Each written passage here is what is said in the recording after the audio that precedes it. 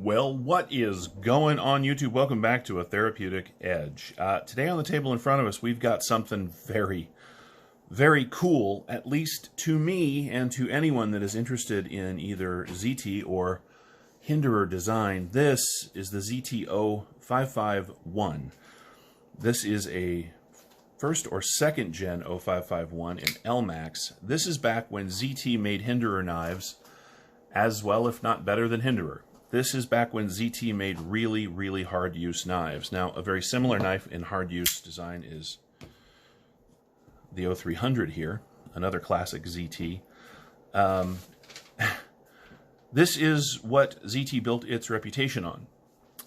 Since then, they have become sort of a regular old knife company. I love their stuff, but back in, 8, 10, 12 years ago, they were making knives that you could run over with a tank and still know you could rely on, and I wish very much they would get back to that. This is an XM18, a Hinderer XM18, and this, of course, is the 0551.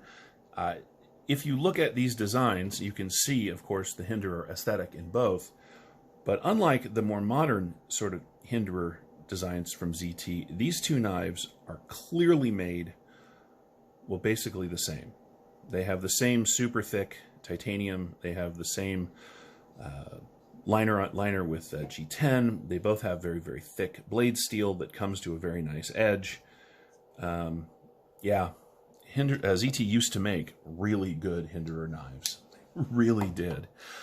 We asked ZT, please, to get back to their hard-use roots, and they gave us the 0308 here, which I love. I originally didn't like this knife very much, but I have come to very much love it. But this is, well, I don't know what to tell you. The 0308 here is just sort of softer. Don't get me wrong. I mean, it's CPM 20CV. It's all titanium. It's fantastic, but it's not, it's just not this. And man, do I wish they would go back and make these again.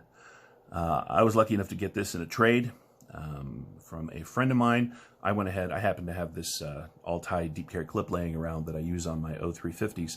Works beautifully. I have the original clip for it, of course. But this is just a comfortable monster of a knife in a steel that just will not let you down. So let's take a look at what you get. Now, these are available on the secondary market. You are going to pay a little bit of a premium for them. But, if you're looking for a knife that's going to survive whatever you're going to throw at it, digging one of these up out of the past may not be a bad idea. So let's knock those specs out of the way. You get 1, 2, 3, and just shy of 3.5 inches of cutting on just over 3.5 inches of LMAX steel. The grip area from behind this sort of choiled area, 1, 2, 3, 4 full inches of grip, plus another 1/4 inch of grip if you follow around. So this is a marvelously comfortable knife for someone with hands my size. It's got nice, big, thick jimping right here on the spine of the blade where you'd want it. It's got jimping back down here to lock into your fingers. This is running on phosphor bronze washers, which a lot of the old Hinderers did, and a lot of the old hard-use ZTs did. No bearings here. And yet, even with that, I haven't missed that since the day I got it. Oh, that is awesome. I love working on camera. Anyway, the action on this knife is exceptionally good. I love the size of these backspacers. Look at that. On a review of this knife, or a very similar knife that Love Them Knives did, he said they look like the rims off an old car, and he ain't kidding. But in truth, they are very, very similar in size and shape to the actual XM18 and XM24 spacers that you get now, these barrel spacers. The overall knife, from end to end, 1, 2, 3, 4, 5, 6, 7, 8, a little tiny bit, so basically 8 inches overall. It's a little thick through the handle for some people, but not for me. This is really, really comfortable. I mean it. I very much wish that ZT would remake these knives. Someone has been kind enough to loan me an 0550, which is on its way here. I will do a comparison of those when I get the opportunity. That is a very similar knife, but in S35VN with a few changes. I'm very much looking forward to that as well. I love old ZTs. I mean, I just do. I would wish very much that the new ZTs felt as equally burly as the old ones do. Again, I want to repeat, this is a superb pocket knife. I love it, but it's not one of these, and I really wish it was. So, these are about $275 right now on the secondary market. Considering they were $220 new, that's not really that bad, particularly if you can get one in good shape. This is not the original scale, unfortunately. The original scale for this one was lost in time. This one came with a bright yellow scale, and I automatically corrected that back to black. So here's the truth of this knife for me. I love my XM18, I do, but I haven't carried it once since this thing touched down. There is something about this knife that fits my hand better than 80% of the more modern titanium high-end steel folders that I have. This is just a superb design, an excellent execution by Zero Tolerance. You know, if you want a lanyard, look at the size of that lanyard hole back there. Let's see. There we go. Look at that. I mean, it's a monster. You could fit a pencil through there. I don't lanyard, but if you did, this would be a great way to go. The flex point, the cutout on the lock bar is on the inside so that it's nothing visible over here. Right? It's got the blade travel stop that Hinderer loves so much. All the hardware is black except for, of course, that and the main pivot nut. It is thumb stud deployed. It sounds marvelous. When you Women Carry Knives is looking at me, they lost my mind. I haven't misflipped this knife once since I got it. I have now misflipped it twice on camera. I wasn't even watching you either. I missed it. Damn it. Oh, that is do it awesome. again. Let's see. All right. Oh, now she's watching. Now I can do it. That is so silly. I suppose if I was all cool and everything, I would edit this and make that not be the case. But you guys get whatever comes out on camera. You get it as it lands. Anyway. Let's do some other measurements just for fun. Oh, let's do some size comparisons. Derp. Here it is against the XM18. And as you can see, it is very, very similar in size to the, this is of course the Gen 6, the newest of the XM18s. The handle is a little thicker and you get a lot more just beefy blade. And of course this is LMAX and this is M390. Here it is against the ZT0308. And the 0308 is a much bigger knife, for sure. Again, marvelous knife. Just not the same level of tough as the old 0551. Here it is against the Ritter Hogue. These are very similar in overall size, as you can see.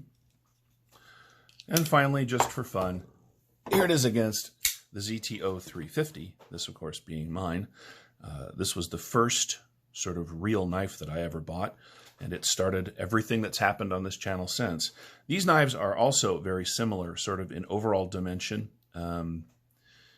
You can get these for $150 if you're really interested. I recommend them all the time. But of course, these are assisted, you know. So let's go ahead and weigh it out so we know what we're talking about. This is not a light knife. There we go. This is 5.9 ounces of Hinderer designed burliness from ZT, and I absolutely love it. As I said, the blade stock is nice and thick. Let's take a look at that.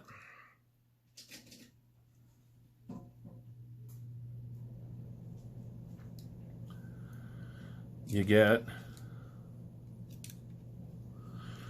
3.92 millimeters of LMAX steel. So it is not as thick as the blade on the XM18, but it is still a nice thick chunk.